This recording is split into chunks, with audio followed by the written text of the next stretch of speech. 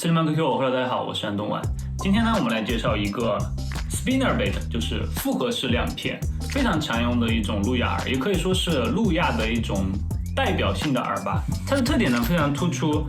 全水层扔过去卷回来就能中鱼的一种饵。但是话虽这样说呢，很多人恰恰是因为只是把它扔过去卷回来，导致没有中鱼，而渐渐的失去了对这种饵的信心。其实它的操作远远不止扔过去卷回来那么简单。那在操作它的时候，具体有怎样的方法以及注意点呢？今天我们就一起来看一看。我们一般在使用 spinnerbait 就是复合亮片的时候呢，都会用在环境比较杂。怎么说这种比较杂呢？能见度比较低，水不是很清澈，刮风了，水面有波纹，鱼就看不清楚，各种各样这样的环境下面用 spinnerbait 的概率是比较多的。为什么呢？因为它是一种比较强的饵。那么反过来说呢，就是对于一些比较清澈，然后水又比较平静，又没有刮风，没有任何东西影响鱼的视线的时候，你要让一个 spinnerbait 拖过来中鱼呢，相对来说是比较难的，因为它一看就不是真实的东西嘛，对不对？所以呢，鱼就很容易看穿。那正因为 spinnerbait 是一种比较强的饵，所以它的搜索方式呢，也是按照范围来一片一片一片的搜索。就你不一定要追求它从鱼的面前拖过去，它有一定的影响范围的。在周围一个比较广的范围内，从鱼的身边游过，都有概率让鱼咬。那很多人觉得 spinnerbait 就是平卷扔过去拖回来就好了。其实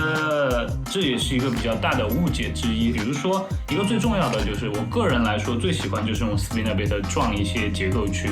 撞一些草丛，对吧？因为它的这样的设计，它是一个非常容易穿草的饵，所以你可以把它扔在很多很多的障碍区，也不必担心它的挂底。那么扔过去之后呢，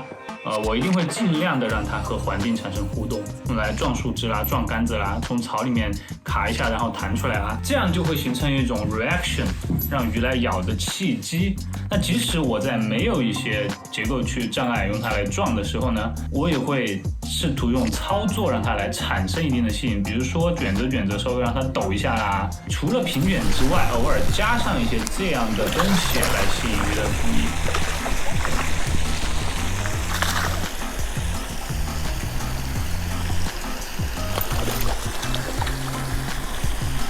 然后还有一点就是，对我个人来说，我几乎使用 spinnerbait 的时候，一定会用这种 trailer hook， 它原本的钩子之外再加一个这样的钩子，或者是用一个 worm 在这里，就是 trailer 的一个 worm， 把它接在上面。那原因呢，就是我们知道鱼咬的时候，不像我们直接伸过去用嘴咬，对吧？它都是一个吸的过程，它在这里就开始吸水，这样吸把它吸进去。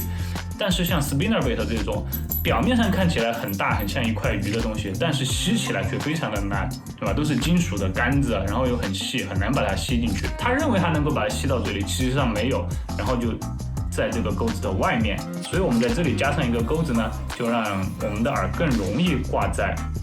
鱼嘴上面。当然除此之外，你还可以在这里加一个 worm， 它的原理就是给鱼一个吸的东西，它通过吸水的时候，因为这个 worm 是有自己的体积的，然后有水阻的，所以它一口气呢比较容易把 worm 连带这个东西一起吸到它的嘴里，然后把它勾住。你是要用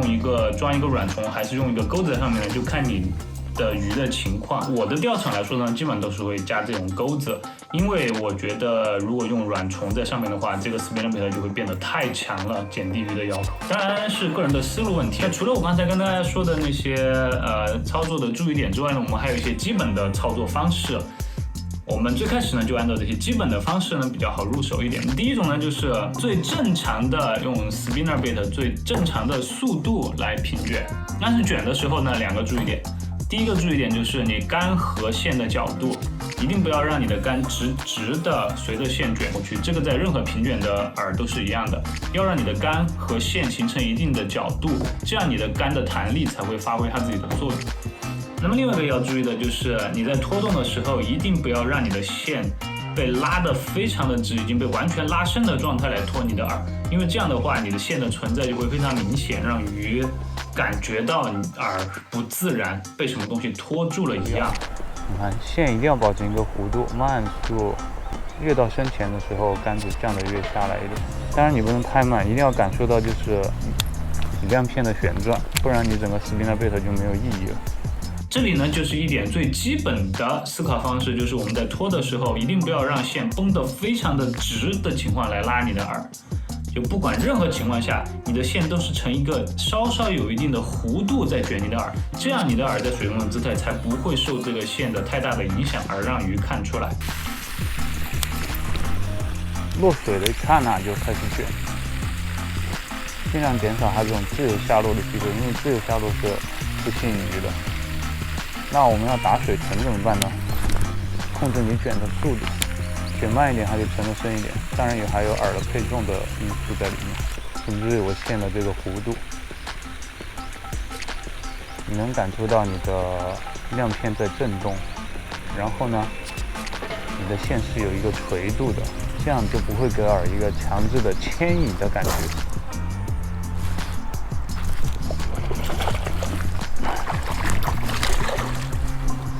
就像这样。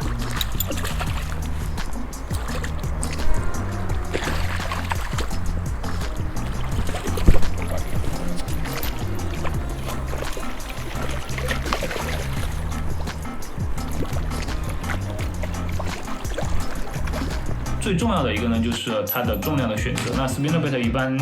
选择比较多的、比较常用的，对吧？就是1/4盎司、3/8盎司和1/2盎司这3种。当然，越重的呢，你就可以把它在固定水层的情况下拖得越快；然后越轻的呢，你就可以更慢的让它拖过同样的水层。那这个重量怎么选择呢？一般来说，我们是根据季节以及鱼的活性来决定自己的泳层和速度来决定的。那除了第一种正常的速度卷回来呢，还有一种就是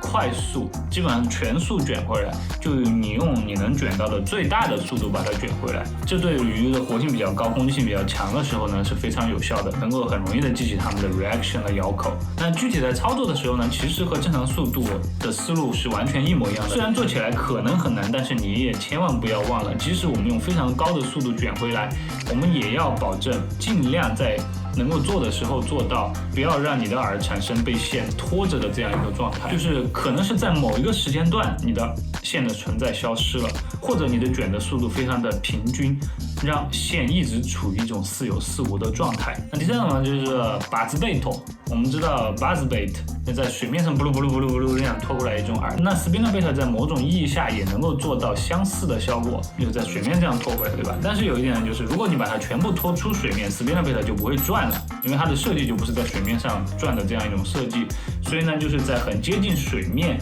刚好让这个亮片能够转的这样一种程度，让它在水面拖过来，它就能够在水面激起一定的水波，或者是说响声噼里啪啦，稍微这样激起一下，然后来达成一定的buzzbait这样一个效果。然后第四种呢，就是水底拖过来，我们这个 spinnerbait 依然可以打底，当然那种时候呢，我们的饵的重量呢要稍微用的重一点，并且速度呢不能太快，让它磨着底这样慢慢的磨过来。那在磨底的过程当中呢，你可能会卡到一些比较硬的石头，或者是说水草，那这些东西对你来说就是机会了。那比如说它撞击到水底的一些结构区的石头，让它的泳姿稍微发生一点改变，或者说轨道改变一下的时候，那对周围的鱼来说就是非常强的一个 reaction 的咬的一种怎么说呢欲望，或者说打开它的进食开关。那另外一种就是它拖在一些水草上粘住的时候，可能在水草当中你会感觉一下比较大一点的阻力，但这个对你来说也是机会。你通过荡一下这种杆，让它从水草里面拉一下又弹出来的这样一种动作呢，对鱼来说同样也是一种 reaction 咬口的机会。当你缠到了水草之后，就这样拉一下就出来了。不仅可以让你拉出水草，同样这样的 reaction 呢，是刺激鱼咬的一个机会，让它沉到底，用你的这个 spinnerbait 去感受这个底，对吧？尤其像现在这边我感觉到硬底了，硬底的话你就要特别小心，因为鲈鱼很喜欢集中在这种硬底的地方。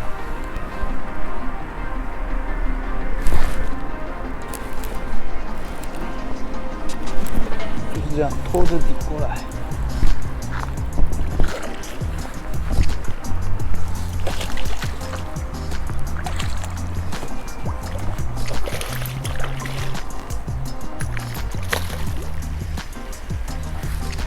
感觉到什么东西了之后，给它一定的压力，